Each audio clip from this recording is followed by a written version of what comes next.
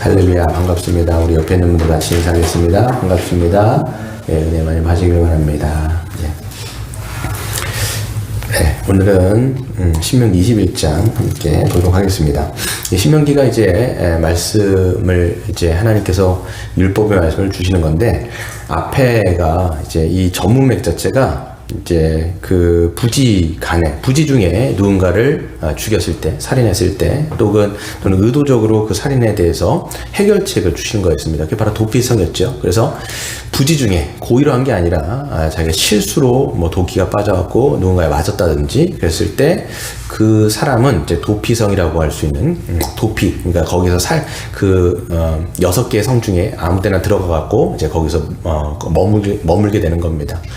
그래서 하나님께서 막으시는 것은 이제 보복, 어떻게 보면 이제 복수의 어떤 그 피해, 끊임없는 그 쇠사슬을 끊고 하나님께서는 은혜로 살아갈 수 있는 방편을 이제 도피성으로 주셨다라고 우리는 볼 수가 있습니다. 근데 이제 오늘 보시면 그 후반부에 21장에 나오는 것은 조금 다른 얘기예요. 살인사건이 벌어졌지만 원인이 밝혀지지 않은, 우리가 말하면 이제 영구, 미제 사건이라고 얘기할 수 있어요. 그래서 그 하나님은 이제 증오와 다툼과 복수와 살인으로 약속의 땅이 오염되는 것을 이제 기뻐하지 아니하신다라고 우리는 볼 수 있습니다. 그래서 하나님께서 이제 거하시게 만드신 약속의 땅에 이런 살인, 그 피를 통해서, 피가 이제 땅을 오염시키는데 그런 것들이 오염되지 않도록 하나님께서는 그 여러 가지 방책들을 주시는 것을 볼 수가 있습니다. 그렇기에 하나님은 그런 사건들이 벌어질 때마다 그 죄의 오염을 씻어내기를 이제 기뻐하신다라고 오늘 말씀을 드릴 수가 있습니다. 그래서 보시면 예전에도 그 영화 뭐 살인의 추억 같은 데 보시면 뭐 지금이야 해결됐지만 그게 영구 미제 살인 사건으로 이제 해결이 되지 않은 상태로 이제 계속적으로 흘러갔단 말이에요. 예전에도 제가 그때 개척했을 초기였던 것 같아요. 초기했을 때 그때 이제 지금 생각하기로는 어떤 음악 콘서트를 갔다가 이제 권사님을 모셔드리고 가는데, 차를 이제 쭉 가는데 밤이었을 거예요. 밤이었고 이제 제가 운전을 하면서 가다가 쭉 이제 가다 보니까, 여러분도 아직도 제가 한번 말씀드린 적 있죠. 봉고차가 서 있고 옆에 뭐가 이제 누워 있는 게 이렇게 보였었어요. 제가 지나가는데. 그래서 이제 모시고 난 다음에 다시 제가 돌아왔어요. 약간 좀 뭔가 이상해갖고 돌아왔는데, 아니나 다를까 그때 어떤 여자의 시신인지 아닌지 그때는 몰랐죠. 이게. 근데 거의 뭔가 이제 뭐 얼굴 같은 데 맞아 있었고, 안경 같은 데는 깨져 있었고, 그 다음에 이제 바지 같은 데가 내려져 있었고 막 그랬었어요. 그래갖고 막 저는 이제 약간 겁이 나더라고요. 그래서 일단은 그 사람을 옮겨가지고 바깥으로 옮겨놓고 그 다음에 119를 불러가지고 그때 기다렸던 기억이 나요. 그리고 전 집에 갔기 때문에 뭐 그 사람이 와갖고 이제 그걸 실어 갔지요. 나중에 제가 잠을 자고 있는데 새벽에 이제 전화가 왔어요, 경찰서에서. 왜냐면 제가 제 1차 신고자이기 때문에 전화가 왔는데, 그때 이제 경찰서에서 얘기한 게 뭐냐면 그때 했던 그분 돌아가셨다 이렇게 얘기하더라고요. 아마 무연고자였던 것 같아요. 그래서 어떻게 처리가 되었는지 모르겠지만 아마 그런 사건도 아마 영구 미제 사건으로 남지 않았을까 이런 생각이 좀 듭니다. 이런 것처럼 하나님께서는 이런 이제 그 앞에서는 도피성의 문제로서 부지 중에 살인 사건이었다라면, 이제는 그 어떤 뭐 원한 관계가 되었을 수 있고 복수로 인한 것일 수 있고 뭐 아무튼 그게 살인 사건인데 이게 범인이 잡히지 않았을 경우 어떻게 해야 되는지에 대해서 오늘 말씀하시는 부분들이 나와 있습니다. 그래서 1절을 보시면 그렇죠. 하나님이 이제 내 하나님 여호와께서 너에게 주셔 차지하게 하신 땅에서 피살된 시체가 들에 엎드러진 채로 발견되고 그 쳐 죽인 자가 누구인지를 알지 못하거든, 이렇게 되어 있습니다. 그러니까 하나님이 약속의 땅, 그러니까 하나님이 주신 복된 땅인데도 불구하고 그 복된 땅에서 그 하나님의 언약 백성들 안에서도 이런 살인사건이 일어날 수 있다라는 것이죠. 그래서 피살된 시체는 있지만 누가 죽인지는 모르는 그런 사건이 된 겁니다. 그랬을 때 이런 것들을 어떤 방식으로 처리하는가 보게 되어지면 2절에 너희의 장로들과 재판장들은 나가서 그 피살된 곳에 사방에 있는 성읍에 원근을 제라는 거예요. 그래서 장로들, 그 당시 뭐 성읍의 장로들이 재판도 담당하고 막 그랬었습니다. 그래서 재판도 담당하고 했었는데 그 사람들이 이제 원근을 재는 거예요. 그래서 어떻게 원근을 재냐면 이 시체가 엎드려진 곳에서 가장 가까운 거리에 있는 성읍의 장로들이 그 문제를 책임을 져야 돼요. 그래서 3절에 보시면 그 피살된 곳에 제일 가까운 성읍에 이제 장로들이 그 성읍에서 아직 부리지 아니하고 멍에를 매지 아니한 암송아지를 취하게 됩니다. 이거는 왜 그러냐면 이 시체에서 가장 가까운 거리에 있는 성읍에 범인이 살기 때문에 이렇게 얘기하는 게 아니에요, 지금. 왜 이런 문제를 얘기하냐면 시체에서 가장 가까운 그 성읍이 이 피로 말미암아 땅이 부정해졌기 때문이에요. 이거는 이제 언약의 땅 가운데 하나님이 이건 민수기 35장 33절에도 말씀드리고 살인이 되어지면 피가 흘려지게 되고 피는 분명히 땅에 떨어져서 그것이 이 하나님의 거룩한 땅을 오염시킨다라고 성경이 분명하게 말씀하고 있기 때문입니다. 그래서 그 성읍의 장로들이 이제 절차를 밟아야 돼요. 책임이 거기에 있는 거예요. 그래서 어떻게 해야 되냐면 먼저는 첫 번째 부리지 아니한, 그러니까 한 번도 이제 멍에를 매지 않은 암송아지를 취하는 거예요. 그 암송아지를 취하는 거죠. 대속제물이에요, 대속제물. 그리고 그 암송아지를 어디로 끌고 가냐면 4절에 물이 항상 흐르고 갈지도 않고 씨를 뿌리지도 않은, 한 번도 그래 본 적이 없는 골짜기로 그 송아지를 끌어다가 그 골짜기에서 그 송아지의 목을 꺾어 피를 흘리게 되는 겁니다. 이제 대속제물이 되는 건데 장소가 조금 중요합니다. 어떤 장소냐면 물이 항상 흐르는 거예요. 그러니까 물이 조금 흐르니까 계속 흘러야 돼요. 팔레스타인 땅, 가나안 땅이 팔레스타인 땅 아닙니까 지금? 가시면 곳곳에 이제 작은 골짜기들이 굉장히 많다고 얘기를 해요. 그래서 물이 흘러야 돼. 계속 물이 흘러야 되는데 거기서 이제 이 송아지의 목을 꺾어서 피를 내야 되는 거죠. 왜 그러냐면 이 대속제물을 통해서 그 오염이 씻겨져 간다라는 거예요. 하나님의 거룩한 땅으로부터 계속 씻겨져 나아간다. 이 부정함을 씻는다라고 하는 상징적인 의미가 있습니다. 또 두 번째는 어떤 곳이냐면 한 번도 갈지도 씨를 뿌린 적도 없는, 어찌 보면 이게 척박한 땅이에요. 그러니까 사람들이 거기에는 농사를 짓지 않는 거죠. 농사를 짓지 않는, 그런데 골짜기, 물이 흐르는 그런 골짜기에다가 피를 흘리게 되는 거죠. 그러면 피가 어떻게 되냐면 그런 척박한 땅, 심지도 씨를 뿌리지 않는, 한 번도 개간해 본 적이 없는 그 땅에 피가 떨어지게 되겠죠.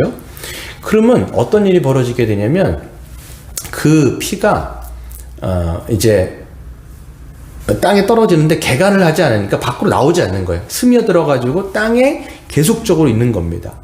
근데 이제 사람 손이 되어지면 개간하면 또 그게 밖으로 나오잖아요. 그거를 방지하기 위해서 한 번도 씨를 뿌려본 적이 없는 그 땅에 거기다 하는 거죠. 그 이유는 뭐냐면 하나님의 대속의 은혜가 영원하다. 이게 하나가 있고요. 하나는 뭐가 있냐면 그 억울한 사람의 죽음을 하나님은 영원히 기억하셔서 반드시 그 억울함을 하나님께서 신원해 주실 것이라는 뜻도 있어요. 그래서 보시면 이게 어디로 넘어가냐면 그 창세기에 4장에 가인이 아벨을 때려 죽인 적이 있단 말이에요. 그랬을 때 하나님이 뭐라고 말씀하시냐면 너의 그 아우가 죽었을 때 피를 흘렸을 거 아니에요? 그러면 그 땅이 그 아우의 죽음에 대해서 호소하고 있다, 이런 표현이 나와요. 그러니까 하나님은 억울한 죽음을 죽은 그 사람의 그것을 영원토록 시원해 주실 것이라는 것을 상징적으로 여기에서는 보여주고 있다는 것이죠. 그래서 보시면 그것을 이제 다 하면 장로들과 함께 또 누가 따라가냐면 5절에 레위 자손 제사장들이 따라갑니다. 하나님을 섬기는 사람들이죠. 그 사람들은 가갖고 뭐가 하냐면 여호와의 이름으로 축복하게 하신 자라 모든 소송과 모든 투쟁이 그들의 말대로 판결을 하는 거예요. 이 사람들은 이제 이 장로들과 함께 가서 모든 절차와 의식들을 또 보면서 그 절차들과 함께 있으면서 그 다음에 모든 것들을 이제 판결하는 사람이 이제 레위인이다라고 보실 수가 있습니다. 그 다음에 의식이 다 끝났어요. 피를 흘렸어요. 근데 의식이 끝난 건 아닌데요. 어떤 의식으로 맨 마지막에 절차가 마무리되냐면 장로들이 목을 꺾은 송아지 위에 손을 씻는 거예요. 어떻게 씻었는지 정확히 모르겠어요. 아마 대야에다가 피를 씻는 거예요. 이게 뭐냐면 자기들은 이 무고한 자의 살인에 대해서는 죄가 없다라는 것을 손을 씻는 것을 통해서 드러나는 겁니다. 예전에 보면 이제 누구죠? 예수님이 십자가에 달리실 때 그 빌라도가 어떻게 합니까? 손을 씻는 장면이 나와요. 이게 시편에도 나오는 건데 이게 이제 이스라엘 백성들의 어떤 그 상징적인 모습인데 이 죄에 대해서는 나는 무관하다. 이런 것들을 증명하기 위해서 손을 씻는 겁니다. 손을 씻고 그 다음에 말을 해야 돼요. 7절에 보면 말하기를 우리의 손이 이 피를 흘리지 아니하였고 우리의 눈이 이것을 보지도 못했습니다. 이거는 목격도 못했습니다. 우리는 상관이 없습니다. 사실 이렇게 하나님 앞에 자신들의 무죄를 고백하는 거예요. 그러면서 기도합니다. 8절 여호와여 주께서 속량하신 주의 백성 이스라엘을 사하여 주시고 용서해 주시고 무죄한 피를 주의 백성 이스라엘 중에 머물러 두지 마시옵소서 하면 그 피 흘린 죄가 사함을 받을 것이다 이렇게 말씀하고 있어요. 그러니까 이 죄가 상관은 없는데 이미 부정하게 된 거예요. 살인을 통해서 어떤 원한 관계인지 어떤 보복인지 몰라지만 하여튼 살인을 통해서 피는 흘렀고 그렇기 때문에 이게 공동체에 영향을 주었고 그렇기 때문에 이 죄가 쌓인단 말이에요. 그러니까 이런 의식을 통해서 하나님께서 우리를 좀 용서해 주시고 이 죄가 머물지 않도록 하나님 우리를 불쌍히 여겨달라고 이렇게 이제 하나님 앞에 고백을 하는 거죠. 그럴 때 9절입니다. 너는 이와 같이 여호와께서 보시기에 정직한 일을 행하여 무죄한 자의 피 흘린 죄를 너희 중에서 지하라 이렇게 하는 거예요. 그러니까 어떻게 보면 상관이 없어요. 그 사람들하고는 전혀 상관이 없어요. 그 살인한 자에 대해서. 근데 공동체적으로 그것이 오염되었고 그렇기 때문에 가장 가까운 데 있는 장로들이 책임을 지고 대속제물을 드림을 통해서 이런 것들을 해결을 하지 않으면 머문다라는 거예요. 그래서 이것들을 하나하나 해결함을 통해서 공동체를 정결하게 했던 하나님의 거룩한 그 땅을 정결케 했던 의식이 21장에 나와 있습니다. 뭐 지금 우리에게 이런 말씀이 어떤 의미가 있을까 이렇게 생각해 보면 뭐 신약적으로 이걸 뭐 문자적으로 우리 이제 받아들이기는 어려워요. 이걸 문자적으로 하나하나를 다 받아들이기는 어렵지만 여기에서 주고 있는 분명한 어떤 하나님이신지 하나님이 어떤 하나님이신지 그리고 하나님이 이 말씀을 통해서 우리에게 어떤 영적인 원리들을 주셨는지는 분명하게 우리가 생각할 수가 있는 것이지요. 그래서 구약의 하나님과 신약의 하나님은 동일하세요. 그러니까 우리는 이제 어떤 사람들은 신약의 하나님은 너무 사랑의 하나님이고 은혜의 하나님인데 구약의 하나님 무섭다고 얘기해요. 공의의 하나님이고 재판하시고 하니까 어떤 분들은 기독교 역사상에 구약의 하나님과 신약의 하나님을 완전히 탁 끊어놨어요. 그래서 구약을 버려버렸어요. 이게 말시온이라고 하는 이단이었는데요. 사실 그렇지가 않아요. 하나님의 공의와 하나님의 사랑은 다 연결돼 있고 이것도 하나님의 하나님 되심이고 이 사랑도 하나님의 하나님 되심이요. 다 이게 다 있는 거예요. 여러 각도의 측면에서요. 우리는 하나님을 잘 알아야 한다라는 것이죠. 그래서 이 말씀을 통해서 우리 신약을 살아가는 이 백성들에게 어떤 의미를 주시냐 보시면 첫 번째는 죄는 공동체를 오염시킵니다. 그래서 본문은 이제 영구 미제 사건을 이제 다루지요. 근데 이제 누군가 그 사람을 쳐서 죽인 거예요. 이유는 모르죠. 왜 죽은지 어떻게 알겠습니까? 그 두 사람만 아는 거예요. 나머지 아무도 몰라요. 목격한 사람도 없습니다.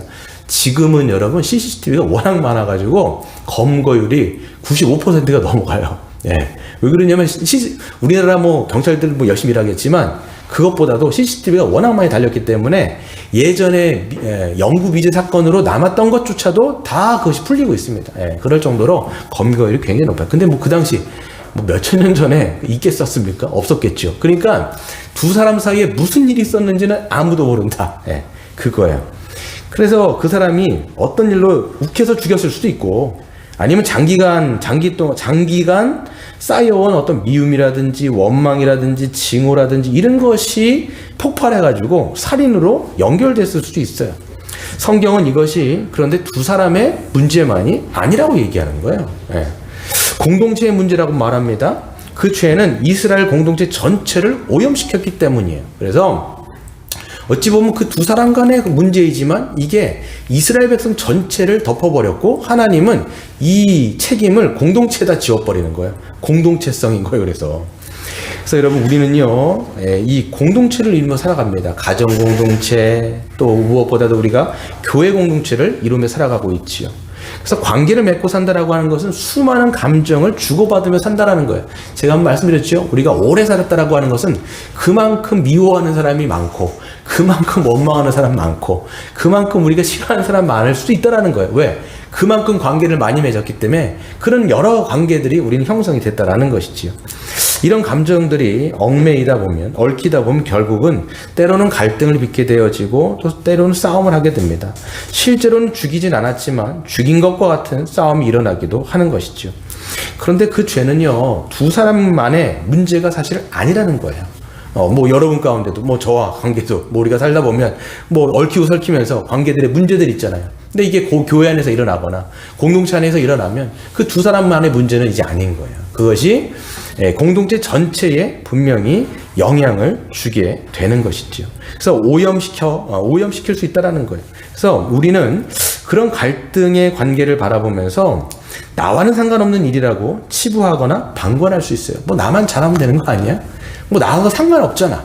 저 사람 문제지 이렇게만 하면 안 된다라는 거예요. 왜? 우리는 그리스도 안에서 한 몸으로 연결되었기 때문에 하나가 막히면 전체가 막히게 되는 거예요. 여러분, 우리 몸이 전체 연결돼 있잖아요. 그래서 만약에 여러분, 우리 심장이 어떤 부분이 막힌다고 생각해 보세요. 그러면 심장만 막히는 게 아니라 몸이 죽잖아요. 그래서 요즘에 틴트 같은 거 수술 많이 하잖아요. 요즘에 보면 저희 아버지도 하셨는데, 이게 혈관 같은 데가 막히면 이걸 뚫어주는 수술을 한단 말이에요. 그러니까 이게 몸의 문제이기 때문에 하나의 어떤 부분이 막혀지게 되면, 죄라고 하는 것은 항상 여러분 기억하셔야 되는 게 뭐냐면 단절이에요. 죄는 항상 단절이에요. 이게 은혜를 끊어가요. 그래서 은혜와 사랑이 끊어지게 되어지고 단절되고 갈등을 일으키고, 그러다 보니까 우리 교회가, 여러분, 우리가 잘 생각해야 될 게 뭐냐면, 우리는 개인적으로 복을 받는다고 생각하는데 안 그렇습니다. 교회는 머리 대신 그리스도를 통해서 몸이 전체가 함께 복을 받게 되는 거예요. 하나님의 은혜가 흘러도 개인으로 이렇게 들어가는 것 같지만 그렇지가 않아요, 여러분. 공동체는 한 몸이기 때문에 예배를 통해서 그리스도의 은혜가 함께 흘러가는 거예요, 전체적으로. 그래서 은혜를 받아도 함께 은혜가 되어지는 것이고, 우리가 복을 받아도 함께 받는 것이고, 징계를 받아도 우리가 함께 어떻게 보면 고통을 당하는 거예요. 고린도전서에 보시면 한 지체가 기뻐하면 함께 기뻐하고, 한 지체가 고통하면 함께 고통한다라고 성경이 기록되어 있는 게 마찬가지죠. 그래서 우리는 이런 모든 이 죄의 문제에 대해서 우리가 잘 생각을 하셔야 됩니다. 그래서 이런 부분들이 막히는 부분들은 없는가, 얽매이는 부분들은 없는가, 공동체에 어떤 영향을 주고 있는가, 이런 문제에 대해서 우리 어떻게 사고하고 어떻게 기도하고 어떻게 풀어가며, 이런 문제들을 우리가 구약에서 보면서 또 신약에서 보면서 우리가 살펴보는 것이죠. 그래서 두 번째 메시지는, 드러난 죄는요, 반드시 공동체가 함께 책임을 지고 주님의 뜻대로 해결을 해야 됩니다.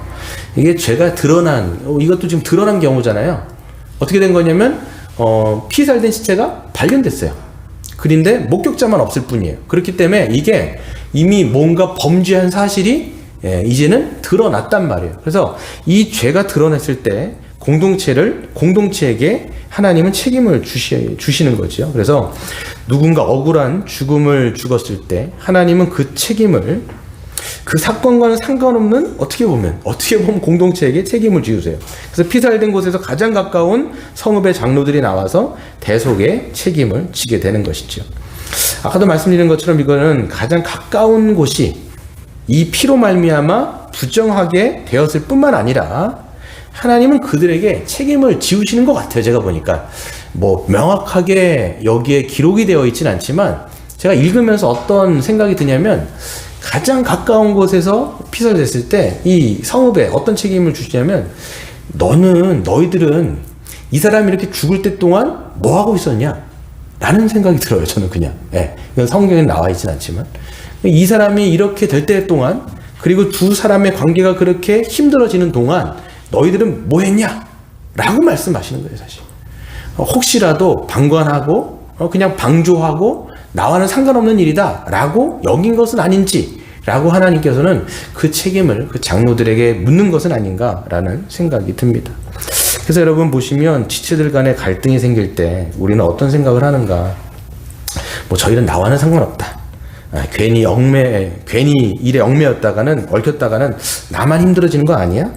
나만 잘 되면 되는 것 아니야? 이러면서 우리는 개인적인 어떤 생각을 하는 경향들이 꽤 많습니다. 그래서 그냥 교회 안에서도 나만 잘하면 되지. 신앙생활 뭐 나 열심히 하고 내 거 잘하고 내가 맡은 역할 잘하고 이렇게 하는 거죠.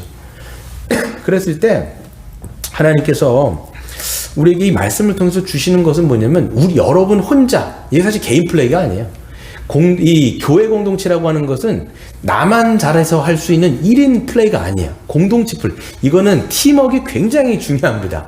뭐 예를 들면 축구 같은 거예요. 뭐 배구 같은 거예요. 그러니까 공동체 경기를 한다라고 여러분 보시면 돼요. 그렇기 때문에 내 기량이 뛰어나고 나만 뭔가를 잘한다고 했을 때 이거는 이 팀이 승리를 할 수가 없죠. 왜 그러냐면 전체가 함께 시너지를 내 가지고 보조를 맞춰서 할 때 이것은 승리로 우리를 이끌 수 있다는 거죠. 이걸 우리가 생각하셔야 돼요. 그래서 나만 잘하면 되는 거 아니야? 난 저 사람 일에 엮이기 싫은데 이런 게 아니라 우리는 실제적으로 하나님께서 말씀하시는 거예요. 이 지체들의 문제에 대해서 너희들이 얼만큼 관심을 두고 얼만큼 우리가 주의를 기울이면서 그 사람들을 위해서 기도하고 얼마나 우리가 배려했으며 얼마나 우리가 돌봄을 줬냐라고 하나님은 우리에게 말씀을 하신다라는 것이죠. 그래서 여러분, 우리는 복을 받아도 함께 받고 반대로 징계를 받아도 함께 고통을 받게 되는 것입니다.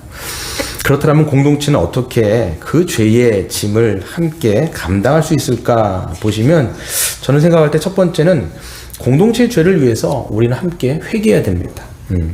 어떤 죄에 대해서 그냥 입방아를 찍는 거, 이건 굉장히 금해야 돼요. 오히려 침묵하시는 게 중요합니다. 그래서 어떤 일에 대해서 감나라 배추나라 거기에 그 일에 대해서 왈가불가하는, 그래서 오히려 말을 퍼뜨리거나 또 어떤 문제에 대해서 이것들을 막 더 벌려버리게 되는 것이 아니라 오히려 먼저 자기에게 생각해야 돼요. 이런 것들을 우리가 목격하게 되어지고 이걸 알게 됐어요. 그러면 그 문제에 대해서 우리는 어떤 말을 하기보다는 침묵하고 하나님 앞에 그 죄를 자기의 문제로 인식하고 자기의 문제로 회개하는 것이 굉장히 중요해요. 성경에는요, 여러 군데 이런 말씀들이 굉장히 많이 나옵니다. 어디 나오냐면 느헤미야가 그런 사람이죠. 느헤미야는요, 사실 아무런 상관이 없어요. 자기 조상들의 불순종 때문에 바벨론 포로로 끌려왔어요. 근데 언제 끌려왔냐면 자기의 할아버지 때 끌려온 거예요. 그러니까 자기는 3대예요. 이민 3세대예요. 이민 3세대.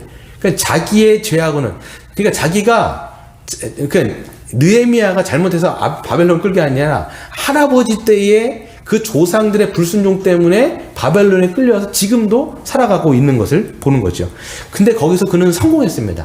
느헤미야는 술관원장까지 해서 그 당시에 왕의 술관원장이라면 왕이 굉장히 신뢰할 만한 사람이에요. 자기가 음식을 먹을 때 여기 독이 들었는지 뭐가 들었는지를 누가 살피냐면 술관원장이 옆에서 그걸 다 보는 거예요.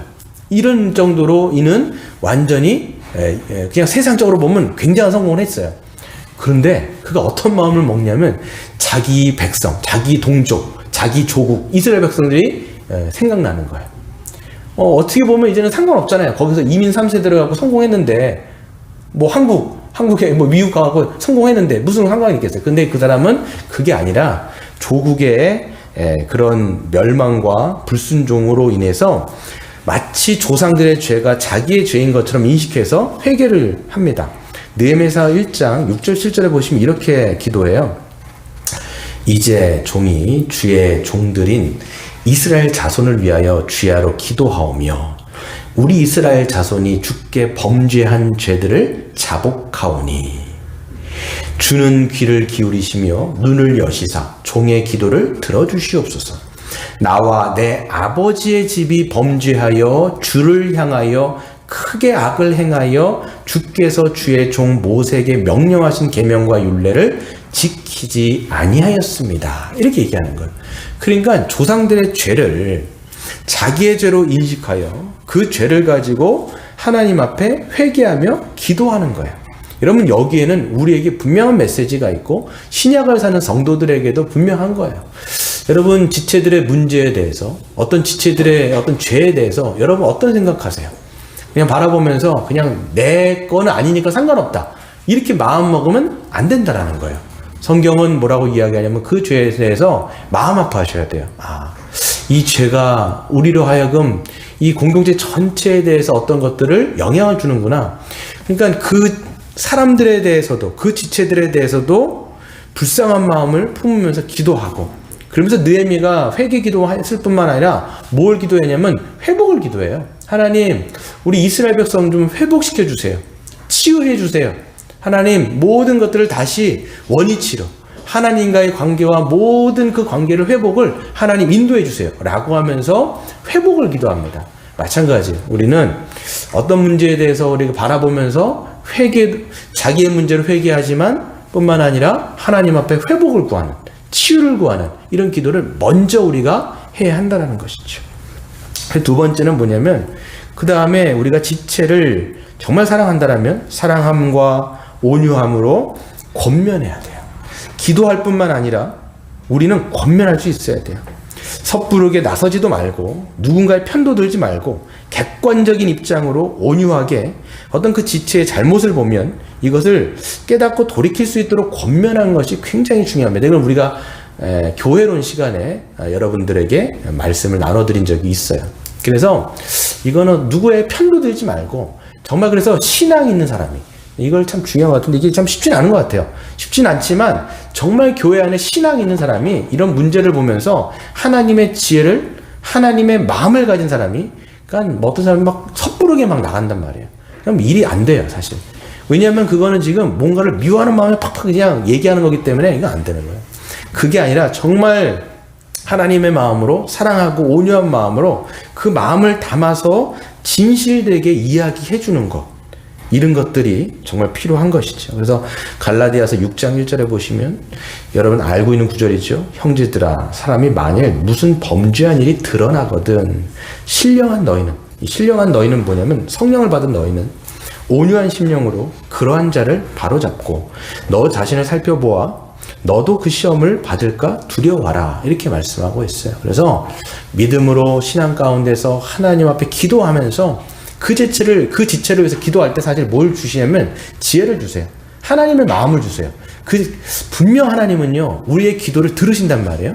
그렇기 때문에 이 문제가 공동체 전체의 문제로 확장되기 때문에 한 지체가 아프면 이 사람에게도 그 아픈 마음을 분명히 주실 거예요. 그러니까 그것을 위해서 우리는 기도해야 되죠. 하나님, 어떻게 될까요? 이것은 어떻게 될까요? 하면서 기도하면서 이 문제를 차근차근 실타래 하나를 풀어가는 마음으로 풀어가는 것이 중요한 것이죠. 그리고 세 번째는요, 교회가 중재하는 것이 필요합니다. 오늘 본문에서도 보면 장로들이 가고 레위 사람들이, 그 제사장들이 함께 가가지고 모든 소송과 모든 분쟁을 말대로 판결하라, 이렇게 얘기하고 있어요. 그래서 모든 소송과 모든 분쟁을 그 사람들이 하는 거죠. 레위 사람들은 어떤 사람이었냐면 그 당시 하나님의 율법에 굉장히 지식이 많았던 사람들이고, 그리고 하나님의 그 말씀을 아는 만큼 삶 속에 적용했던 사람들이 누구냐면 레위 사람들이에요. 그래서 레위 사람을 같이 데려가는 거예요. 지금 신약으로 말하면 뭐 레위 사람이 딱 목사는 아닌데요, 딱 연결되는 건 아닌데 사역하는 것은 어떻게 보면 비슷하다고 볼 수 있습니다. 그래서 목사와 장로가 하나님의 말씀을 잘 알고 지혜롭게 적용할 수 있는 목사와 장로가 어떤 문제가 생겼을 때 그것들을 중재하는 것이 굉장히 중요하다라고 생각이 돼요. 이건 이미 교회 시간에도 말씀드렸고 오늘 이 신명기 21장과 굉장히 연결되어지는 부분이다라고 말씀을 드릴 수 있습니다. 그래서 여러분 보시면 목사와 장로는 그 말씀을 지혜롭게 적용해서 중재하기 위해서 적극적으로 애를 써야 됩니다. 이게 내 문제가 아니야, 이렇게 제가 할 수가 없잖아요. 그렇잖아요? 제가 하나님께서 목사라고 하는 직분을 주셨고 또 장로님께는 장로라고 하는 직분을 주셨기 때문에 이 모든 문제의 역할들이 뭐냐면 이런 문제들이 있을 때 중재하는 거예요. 이런 부분들이 그렇기 때문에 책임을 면할 수가 없어요. 저나 장로님은. 이런 어떤 문제들이 있을 때 분명히 하나님의 말씀을 잘 적용해서 해결을 끝까지 풀어가라, 이렇게 말씀을 하시는 겁니다. 그래서 하나님 앞에 분별력이 필요하고 지혜도 필요하고 때로는 믿음도 필요하고 용기도 필요하고, 그래서 이 모든 것들이 잘 원활하게 돌아갈 수 있도록, 그래서 거룩한 공동체로 유지되어지고 보존되어질 수 있도록 하는 역할들이 바로 목사와 장로다라고 말씀을 드릴 수가 있습니다. 마지막으로 세 번째 메시지, 여기서 발견할 수 있는 메시지는 하나님은요 회개하지 않는 죄에 대해서 반드시 심판하실 것이라는 거예요. 본문을 보시면 하나님이 대속죄물로 인해서 범인에 대한 심판을 하지 않는 것처럼 보여요. 그렇잖아요. 보시면 목격이 지금 범인은 안 잡혔어요. 누군지 몰라요. 근데 어떻게 보면 그냥 대속죄물로 이 사람의 모든 죄가 넘어가는 건가? 그렇지가 않아요. 성경에 보시면 지금 두 가지가 있는데요. 하나는 그 암송아지의 목을 꺾어 피를 낸단 말이에요. 이게 어떤 주석학자들은 뭐라고 이야기하냐면 살인한 자는 분명히 잡히게 되어지면 이렇게 된다는 거예요. 지금 범인은 이렇게, 하나님은 반드시 심판하신다. 그러니까 이게 지금 심판을 유보하신 것이지 이게 그냥 넘어가 버린 게 아니에요. 공동체 전체의 오염은 막으시지만 이 살인자의 죄는요 반드시 하나님께서 신원하여 주셔서 억울한 자의 죽음을 갚아주실 거란 얘기를 하는 거예요. 그 하나는 뭐냐면 아까도 말씀드린 것처럼 땅에 피가 스며드는데 이걸 갈지 않고 바깥으로 나오지 않게 하는 것은 뭐냐면 땅에서 이 피를, 하나님께서 억울한 자의 피를 신원하여 주셔서 반드시 이 심판은 하나님이 하신다라고 말씀하시는 거 분명합니다.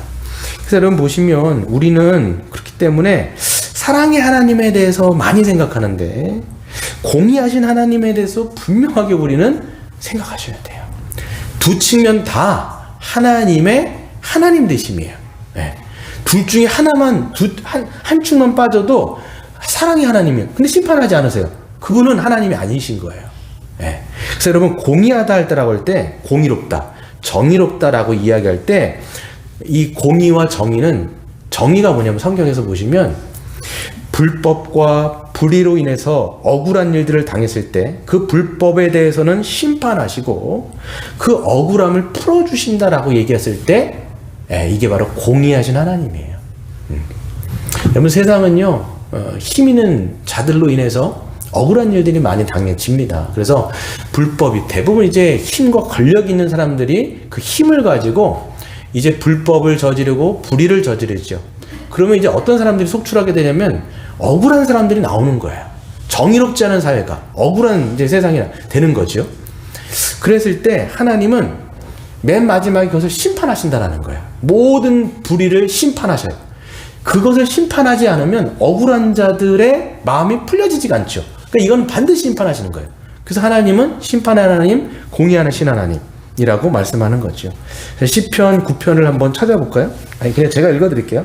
이게 그냥 공동 번역으로 제가 읽어드릴게요. 세 번역인데요. 제가 그냥 읽어드릴게요. 그래서 시편에 보시면 탄원시가 있어요. 다윗이 하나님 그럼 저의 사정을 신원해 주세요. 다윗 같은 경우가 억울한 일을 굉장히 많이 당했는데 그때마다 하나님 앞에 공의하신 하나님, 저의 이 억울함을 좀 풀어달라고 하는 하소연하는 시가 굉장히 많아요. 그 중에 하나가 시편 9편입니다. 제가 한번 읽어드릴게요. 하나님은 정의로 세계를 다스리며 공정하게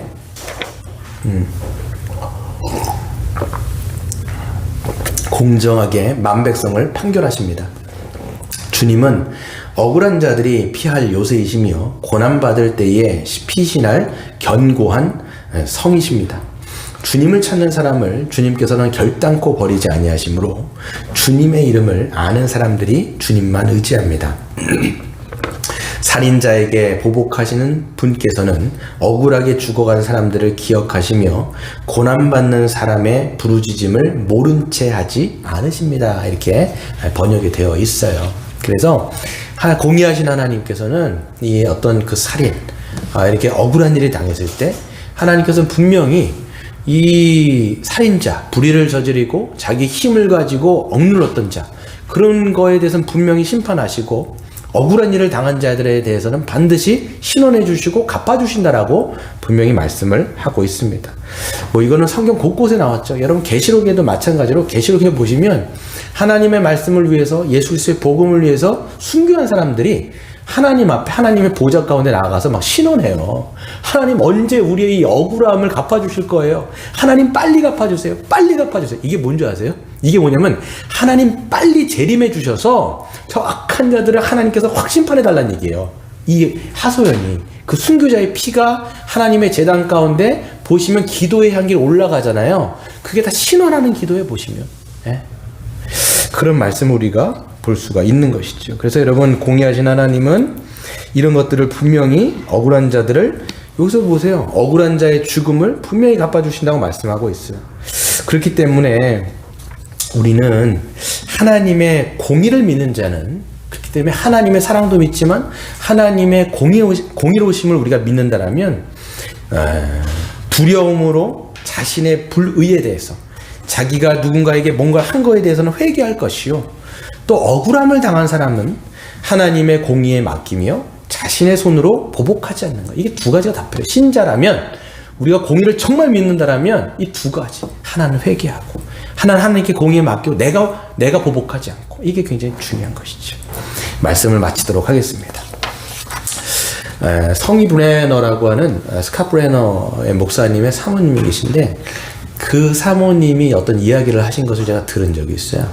보시면 이제 그 사모님은 굉장히 부유한 집안에서 자라셨더라고요. 보니까 이제 원래 예수를 믿지 않은 가정에서 태어났다가 누군가의 이제 복음을 듣고 예수를 믿은 거예요. 근데 그 가정이 얼마나 부유했냐면, 우리나라에서 벤츠가 8대만 있을 때, 우리나라 전체 전국에 8대만 있을 때 2대가 그 집에 있었다는 거예요. 얼마나 큰 부자겠어요. 그 엄청난 유복한 가정에서 자랐죠. 근데 그때 누군가가 이제 복음을 전해줬어요. 그래서 가족 전체가, 엄마도 믿고 아버지도 믿고 할머니도 믿으시고 본인도 믿게 된 거죠. 그래서 복음으로 이제 회심한 가정이 된 거죠. 근데 문제는 뭐냐면, 자신들에게 복음을 전했던 전도했던 그 이웃 사람이 사기를 친 거예요. 그래가지고 전체 거의 재산을 거의 날려먹을 정도로, 그래서 이 딱지, 빨간 딱지잖아요. 그게 방에 다 붙을 정도로 사기를 당한 거예요. 그래서 그 사람들은 자기네 그 재산들을 거의 가져가가지고 굉장히 잘 살게 됐고, 본인들은 거의 쪽박 차가지고 지금 나앉게 되었고, 압류 당하게 되었고, 그러니까 얼마나 열이 받아요. 그러니까 이 사람은, 이 사모님은 그때 나이가 이제 중학교 2학년인 거예요. 그래갖고 마음속에, 중학교 2학년인데도 불구하고 마음속에 너무 마음에 안 좋은, 어떻게 예수 믿는 사람이 저렇게 할 수 있냐, 말도 안 된다, 정말 엄마 아빠 왜 가만히 있으시냐, 저런 사람 정말 혼 좀 내줘야 되는 거 아니냐, 막 이렇게 한 거예요. 근데 이제 부모님도 참 어떻게 복음을 믿고 갓 믿으신 분들이 그런 말씀하셨는지 모르겠는데, 이렇게 얘기를 하셨다라는 거예요. 예, 성이야, 우리가 물론 큰 재산은 이렇게 어떻게 보면 날렸지만 그 재산보다도 더 큰 구원의 복음을 우리가 믿지 않았냐, 이런 놀라운 얘기를 한 거예요. 그러니까 어린 마음에 너무 싫은 거예요. 부모님이 그런 말을 할 때마다, 왜 우리 엄마, 우리 아빠는 가만히 있냐, 야속하기도 하고 원망스럽기도 하고, 자기가 중학교 2학년이었다는 게 너무 싫다라는 거예요. 좀 컸으면 자기 어떻게 복수라도 해보고 어떻게 그냥 막 가지고 막 해볼 텐데, 너무 어리니까 자기가 할 수 있는 것도 없는 거예요. 그런 마음에 쌓였는데, 그래도 이제 교회는 다닌 거예요. 그냥 교회는 다녔대요. 교회는 다니고 그냥 신앙생활을 한 거예요.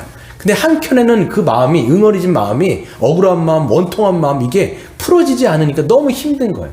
그러니까 하루는 하나님이 자꾸 그런 마음을 주시더라는 거예요. 왜냐면 예전에 이제 성경 구절들이 막 생각나잖아요. 꼭 굳이 막 용서하라는 구절이 그게 막 생각나니까, 그래서 금요일 차라리 안 간 거예요. 왜냐면 그런 교회 가면 또 이런 마음을 더 주실 것 같으니까 안 간 거예요. 그래서 이분이 어떻게 했냐면 그냥 동네를 걸으면서 그냥 그 상가교회를 간 거예요. 상가교회 가가지고 문이 닫혔으면 돌아가려고 그런 마음을 먹은 거예요, 사실. 가기 싫은 마음에 상가교회를 가갖고 돌아가려는 마음인데, 문을 열었는데 문이 열리는 거예요. 문이 열려가지고 들어가갖고, 그래서 이제 하고 있으면 누군가, 만약 여기 담임 목사님이나 사모님이 사람이 없으니까 쫓아내면 나가야지 이렇게 했는데 또 아무도 안 오는 거예요. 그래서 거기서 이제 막 기도를 하는데 자꾸만 그런 마음을 주시더라는 거예요. 용서의 마음을 주는데, 이랬대요. 하나님, 제가 정말 용서하고 싶지 않습니다. 정말 저 사람들은 혼 좀 나야 됩니다. 저렇게 사람한테 해놓고 어떻게 저렇게 잘 떳떳하게 살고 있습니까? 혼 좀 나야 되지. 그렇게 하나님 정말 용서하기 싫습니다. 이런 마음이 자기는 이제 한 거예요. 그러면서 이제 어떤 생각이 들었냐면, 그래도 하나님 앞에 내가 자세는 똑바로 해야 되겠다. 그래서 고쳐먹고, 하나님 그렇다면 그냥 기도를 하는데, 믿음 없는 기도 같은 거 있잖아요. 들어주시지 않을 기도 같은 거. 그러면 용서하는 마음을 좀 주세요. 용서하는 마음을 좀 주세요. 그랬더니 놀랍게도 하나님께서 그런 마음을 막 부어주시는데, 이 사모님의 표현을 보면 손에 잡힐 것 같은 하나님의 은혜가 막 부어지는 거예요. 손에 잡힐 것 같은 은혜가. 그러면서 어떤 마음이 들었냐면 자기 안에 그렇게 원통하고 억울하고 원망스러웠던 마음이 이렇게 밖으로 빠져나가는 것 같은 이제 기분이 들더라는 거예요. 그래서 이 사모님 어떻게 했냐면 안 돼! 잡아야 돼! 왜 그러냐면 그런 마음이 없어지게 되어지면 더 이상 그 사람을 원망할 수도 없고 미워할 수도 없고 증오할 수도 없어요. 그러니까 이거를 막 잡으려고 하는데 그 마음이 사라져버린 거예요. 그러면서 어떻게 되냐면 그렇게 싫었던 그 자기들에게 전했던 그 이웃에 위해서 기도하기 시작하는 거예요. 긍휼한 마음이 부어지기 시작하고. 그러니까 그 사모님 이야기할 때 용서라고 하는 게 우리 안에서 나오는 게 아니구나.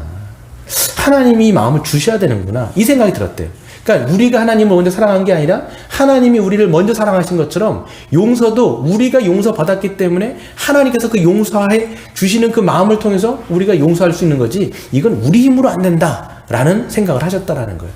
그리고 이제 14년이 흐른 거예요. 14년이 흘렀는데 이제